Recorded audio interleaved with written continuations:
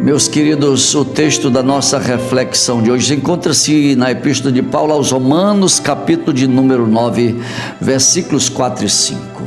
Deles, dos judeus, é a adoção de filhos, deles é a glória divina, as alianças, a concessão da lei, a adoração no templo e as promessas. Deles, dos judeus, são os patriarcas, e a partir deles se traça a linhagem humana de Cristo, que é Deus acima de tudo, bendito para sempre. Amém. Meus amados, o tema de hoje é não tendo nada e tendo tudo. Infelizmente, muita gente ensina e aprende teologia de forma excludente. Por exemplo, me perguntam se creio na predestinação ou no livre-arbítrio. A pergunta já sugere exclusão e, para a surpresa daquele que me pergunta, do consulente, digo: creio nas duas coisas. Nosso Deus sempre trabalha nos dois trilhos da verdade. Quanto à questão dos judeus e gentios, se Deus tem um povo, se Deus tem dois povos, eu diria que o pressuposto não é uma questão de povo, mas uma questão de filiação. Preste atenção. E esta filiação se manifesta de forma tríplice. A primeira filiação que temos na Bíblia é retratando Israel como o primogênito de Deus. Em Êxodo capítulo 4, versículo 22. Então dirás a Faraó: assim diz o Senhor, Israel é meu filho, meu primogênito. Aleluia. Em Oséias capítulo 1, versículo 1 diz: quando Israel era menino, eu o amei, e do Egito chamei a meu filho.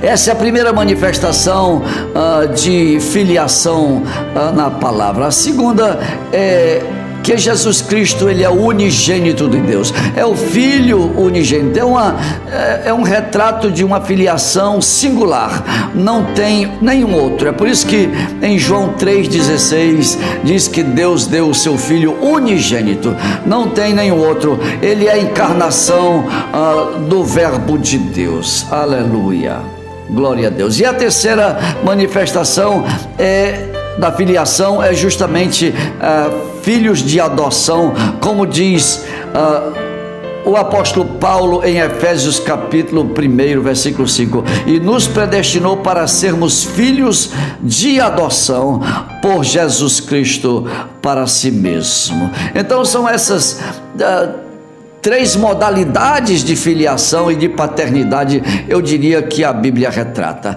Agora, meus amados, o que é que o texto lido está falando?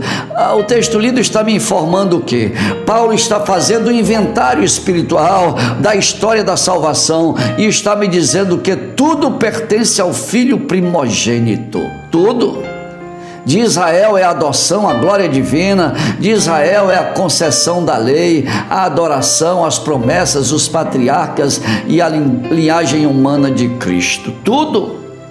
Agora, deixa eu dar uma ênfasezinha em alguns pontos aqui que são importantes. Está falando assim: deles, dos judeus, são as promessas. Quero dizer que tudo que Deus prometeu a Israel, mesmo de caráter unilateral, vai se cumprir na vida do primogênito, porque Deus não é homem para mentir, nem filho do homem para se arrepender.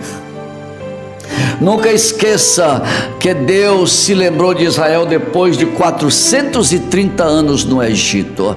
O povo clamou e Deus se lembrou, e Deus tirou com o braço forte. Não julgue, não sentencie nada agora, porque o filme ainda não terminou. O desenrolar da história dos homens é o berço da manifestação do eterno Deus. Em segundo, está falando sobre a concessão da lei, da palavra.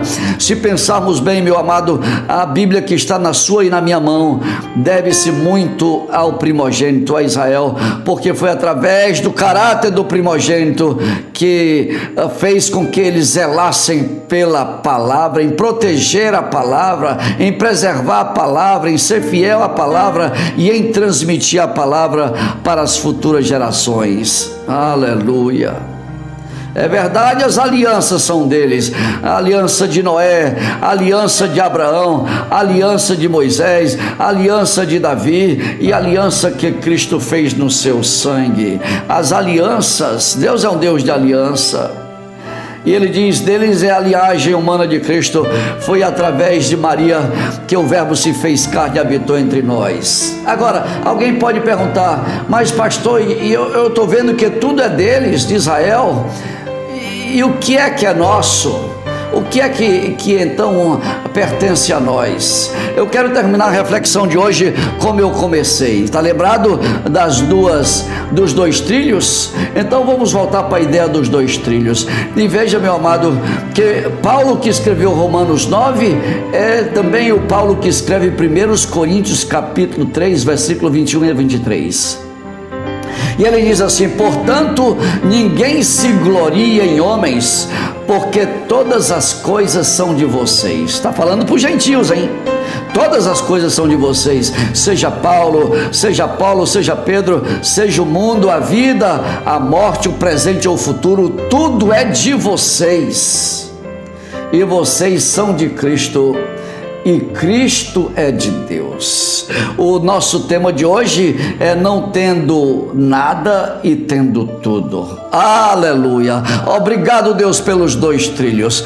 Tudo é do primogênito, mas também tudo, como diz Coríntios capítulo 3, tudo pertence aos que foram adotados. Que Deus, pois, nos abençoe e nós tenhamos um dia